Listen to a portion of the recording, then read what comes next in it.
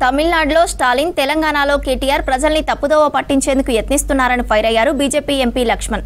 ప్రధాని మోదీ హయాంలో 11 ఏళ్లుగా దేశం అభివృద్ధి పథంలో ముందుకు వెళ్తోందన్నారు. పేదలకు సంక్షేమ పథకాలతో అవినీతి రహిత పాలన అందిస్తున్నామన్నారు.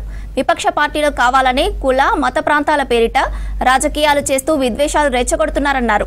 డీలిమిటేషన్ ప్రక్రియతో దక్షిణాదిలో సీట్లు తగ్గుతాయని అబద్ధ ప్రచారాలు చేస్తూ బీజేపీపై బురద చల్లే ప్రయత్నం చేస్తున్నారని మండిపడ్డారు ఎంపీ లక్ష్మణ్. మోడీ ప్రభుత్వము గత 11 సంవత్సరాల పైగా అభివృద్ధి ఎజెండాతో పేదల సంక్షేమ పథకాలతో అవినీతి రహిత పాలన అందిస్తూ ప్రజల మన్నలు చూడకుండా ఉంటే ఈ యొక్క విపక్షాలు, ముఖ్యంగా ఈ ప్రాంతీయ పార్టీలు, తమిళనాడులో డిఎంకే, తెలంగాణలో బీఆర్ఎస్ పదే పదే ప్రజలను తప్పుదో పట్టించే ప్రయత్నం చేస్తారు. కొన్ని రోజుల క్రితము కులం పేరు మీదనో మతం పేరు మీదనో రాజకీయాలు నడిపే ఈ పార్టీలు ఇప్పుడు కొత్తగా ప్రాంతం విద్వేషాలు రెచ్చగొడతాం.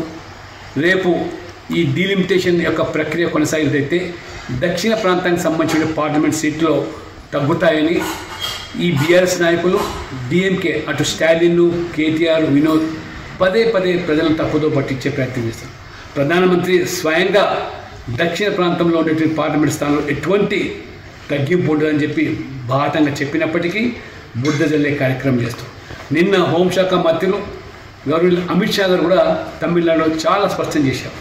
పోరాట బేస్ కింద ఈ ఒక్క సీటు కూడా ఈ దక్షిణ ప్రాంతం తగ్గదని ఖచ్చితంగా ప్రజలకు ఆ యొక్క భరోసా కల్పిస్తూ ఉంటే ఈ ప్రాంతీయ పార్టీలు వాళ్ళకి ఎటువంటి ఎజెండా లేదు కాబట్టి మోదీ పాలన పట్ల ప్రజలు ఆ రకంగా మొగ్గు చూపుతున్నారు. కాబట్టి వీరు లేని ఎజెండాను సృష్టించి ప్రజలు తప్పుతో పట్టించే ప్రయత్నం